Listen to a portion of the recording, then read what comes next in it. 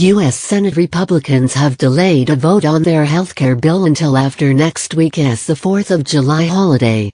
The announcement by Senate Majority Leader Mitch McConnell is a setback to their plan to replace Obamacare. 5 Republican senators had vowed to oppose the bill, and the party could only afford to lose 2 votes to get it passed in the upper chamber. U.S. President Donald Trump has invited all Senate Republicans for a Tuesday afternoon meeting at the White House. A similar version to the bill has already passed the House, after facing a similar delay. After Congress returns from the bank holiday, there will be a 2-week window before the summer break. Mr. McConnell vowed to continue to try to find the votes, and would make changes to the bill if necessary. Moderate senators say the bill will harm some of their vulnerable constituents, while conservatives say it is too much government interference. The news of a delay comes just one day after the nonpartisan Congressional Budgetary Office said the bill would strip 22 million Americans of health insurance over the next 10 years. The 142-page Senate bill, the Better Care Reconciliation Act of 2017, phases out the expansion of Medicaid, a government health program for the low-income Americans, and imposes deep cuts to the program.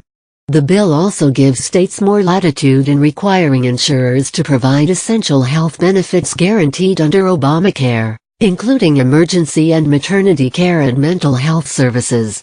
Details also include, we have our first tangible indication of just how dire the situation is for the Senate healthcare bill. House Republicans face similar setbacks, of course. In fact, their leaders didn't delay their measure until just hours before what would have been a doomed vote. The Senate, as always, moves more cautiously. The political reality in both instances, however, is the same. Moderates Republicans think the bill cuts government health programs too much. Conservatives believe the reforms don't go far enough. The House eventually managed to find a compromise. Senators can be a bit more stubborn, though, and the Republican margins in that chamber are slimmer. Washington politicians now head home for a week of 4th of July parades and constituent meetings. They recertain to get an earful from across the political spectrum. When they return, they'll have just 3 weeks to cobble together a solution, while also juggling the need to reach a budget agreement and raise the federal debt ceiling. A vote in July could be harder, not easier. Senate Republican leader Mitch McConnell has proven to be a legislative magician, but if he pulls this off it will rank among his greatest tricks of all. Not one single Democrat is expected to support the proposed legislation, having lambasted it as a huge transfer of wealth from poor to rich. Top Democrat Nancy Pelosi has warned that hundreds of thousands of Americans will die if the bill passes. Republicans cannot excise the rotten core of this bill, said Democrat Senator Chuck Schumer after the delay was announced. The American Association of Retired Persons, the nation's oldest non-profit organization representing Americans over 50 years old, slammed the bill as an age tax.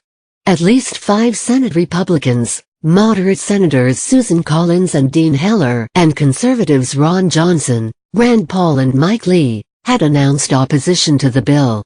Moderate Republicans who have opposed the bill criticized it for stripping protections for the poor and elderly, as well as access to women's health. Conservatives are upset that the bill does not go far enough to repeal the Affordable Care Act passed under Barack Obama. The president has already been playing a significant role, phoning wavering senators like Ted Cruz, to try to get them behind the plan. He has the power to offer perks and dole out punishment to individual members of Congress who need something more than simple persuasion. On Tuesday, a pro-Trump fundraising group began a £1 million television and radio campaign against Mr. Heller as he prepares for re-election in Nevada in 2018.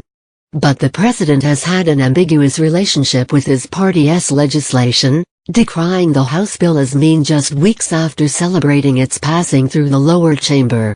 When asked what the president thought of the Senate bill, his spokeswoman Sarah Sanders said she had not yet asked him.